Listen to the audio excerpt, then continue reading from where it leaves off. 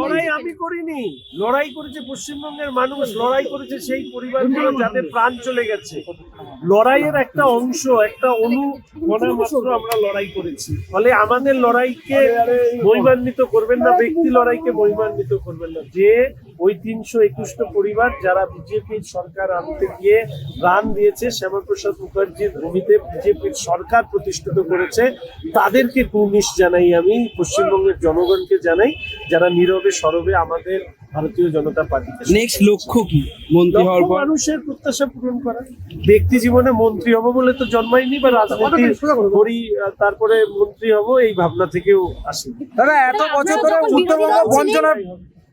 উত্তরবঙ্গ বঞ্চিত, কি বলবেন? ইরেজার দিয়েছে মাননীয় প্রধানমন্ত্রী, ওই বঞ্চিত শব্দটা মুছে দিয়ে বিকাশ লিখে দিতে, মানে উন্নয়ন, সেটা এবার লিখে দেবো, উত্তরবঙ্গের উন্নয়ন 5 বছরে মিলিয়ে নেব।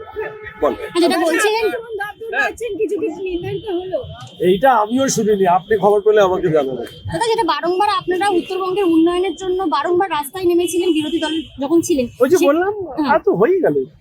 আমাদের মাননীয় প্রধানমন্ত্রী একটা ইরেজার দিয়েছে উত্তরবঙ্গের উন্নয়ন লিখতে, এই উত্তরবঙ্গ বঞ্চিত এই শব্দটা বদলে দিয়ে। তো 2031-এ যখন রিপোর্ট কার্ড বেরোবে তখন নিশ্চিতভাবে উত্তরবঙ্গে 10 জন মন্ত্রী হলো।